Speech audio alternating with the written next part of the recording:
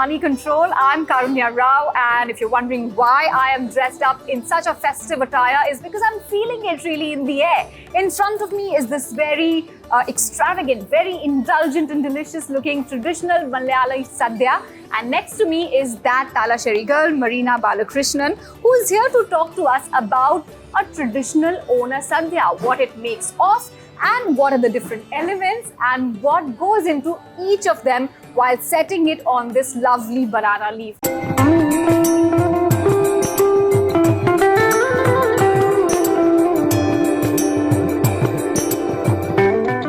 Thank you so much, Marina Balakrishnan, for joining in. Let's talk about everything that's on this platter right now, on the banana leaf, not any platter.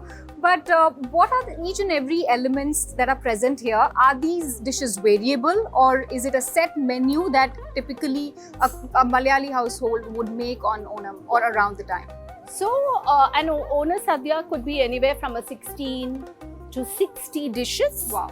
Yeah, so I mean, it just depends upon how many you would like to make. I mean, I've had sadhyas which were like 55 components and 55 elements. Did you make them too? Some major festivals, I remember having it, but weddings I've had, weddings I've had. And also Aranmulan temple in Kerala is very famous for it. The sadhya happens once a year, and I've eaten the sadhya in the temple. So here we start with the salt. And all the components that's put here, there is a certain reason why it's arranged a certain way. There is a reason why it goes. So Ayurveda, yeah. Okay. And Ayurveda, just before that, Ayurveda clearly says that if you have to see a balanced platter of flavors, it's the Onam Sadhya. You just have to see a sadhya leaf, and you would see all the flavors in order. So here we have the salt, and salt is of course the balancing factor in a meal. But there's also, I don't know if it's a myth or whatever, but they say we start with the salt because it's for nazar. So, you kind of start with that. Then we have two pickles normally made at home. So this one here, the tender mango pickle, what you see is made by my mother, and this is made at home. This is with bitter lemon, which comes only during the Onam season. So the pickle is made with, So the two savory pickles are there. And the inji puli, which is made with tamarind, jaggery and ginger. Okay. So the reason why an inji puli is also very important is it kind of balances the digestive system.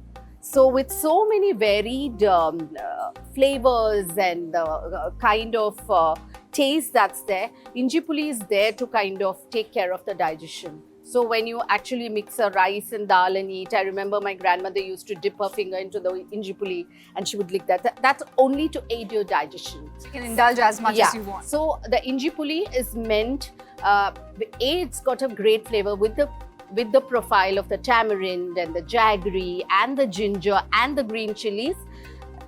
It's completely like, I would say that a burst of flavors.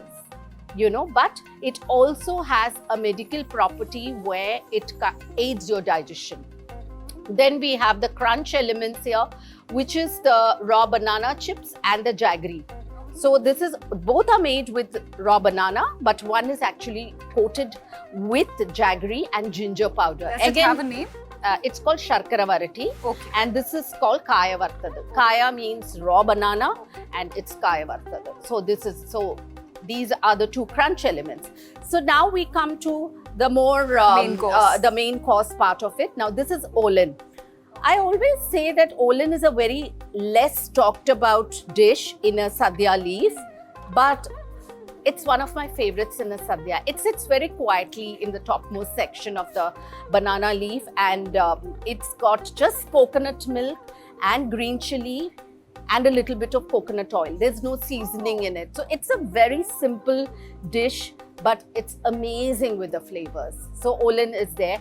Then we have the avial, which is a medley of vegetables, which is like you have your raw banana, you have your pumpkin, white pumpkin, then you have your yam, beans, carrots, so that's a medley of vegetables that goes into it.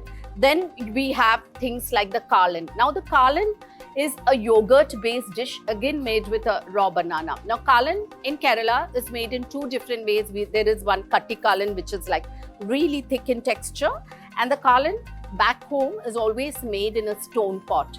Because it's got yogurt in it, it's made a day before so that the clay pot absorbs the moisture, and it just gets that right texture and thickness to it. Then we have the Kutu Curry and the erisheri, which is again with legumes in it. One is with pumpkin and one is with raw banana. And we have two kinds of thoran. So no, thoran can be anything, a cabbage and a bean. Some people have beetroot, but it again depends. Some people have 4 kinds of thoran in a sadya leaf.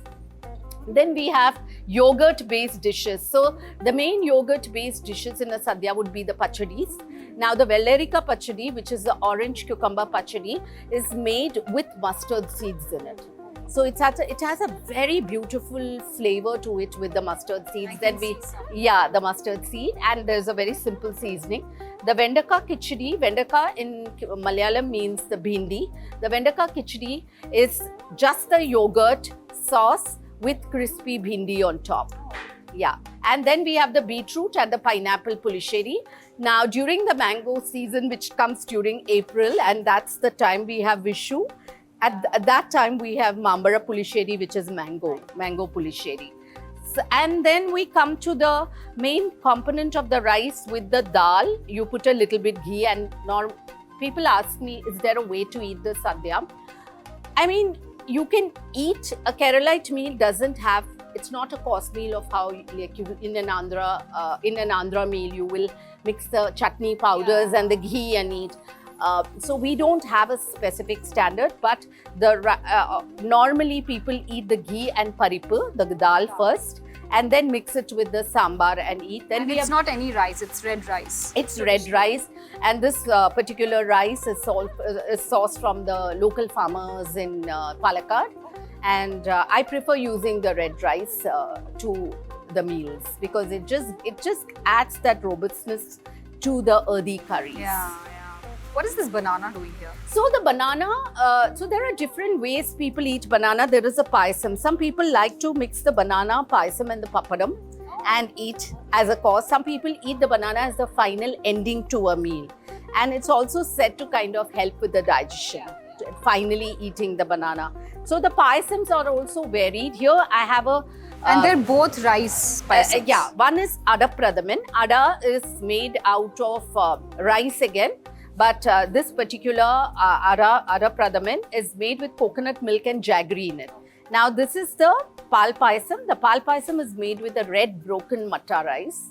And it's actually cooked to thickness for about 3 to 4 hours, and it requires a lot of stirring. So there's a Pal Payasam and there is an Ada Pradaman. Again, you can have 4 kinds of payasam. You could have like a Parapradaman, which is like made with ripe banana. You could have like a jackfruit, like a Chakkapradaman. So it all depends, In some sadhyas, wedding sadhyas I've gone, they've had 7-8 varieties of payasam, So it's just how much you want to kind of go overboard and make. And here you have the rasam and the buttermilk, which is a final ending to a meal. You can mix the rasam and the rice and eat. You can mix the rasam, the buttermilk and the rice. You can just have it by itself. So it's about to wash it all down. Yeah, to wash it all out. And also in the banana leaf, you have the upper section and the lower section. The upper part is where all the curries come, and the lower half is where you have the rice and the main meal going. Your sambar, your payasams and all that. Oh, so payasam for Onam Sadhya is one of the mains. Yeah, I mean it's actually I can see counted. by the quantity. So basically, yeah. But here I've poured in a katori, but back home we don't put it into this. We finish the whole thing and then we put it into the banana leaf and we take it from the banana leaf. So the traditional way of having the payasam is not in the katoris, it's straight into the leaf. Oh, great. Thank you so much for walking us through this. What do you do after this? You just take a siesta? It's very funny because, when you eat this food, I just think I get more energized. Really? Yeah. Because everything is so light. There's no masala. There's not like plunging masala into it, which can kind of... And these are all seasonal veggies. Yeah, all seasonal vegetables. Very light in its flavors. And that's why I think there is so much more. I see that, you know, every year the sadyas are increasing in the city.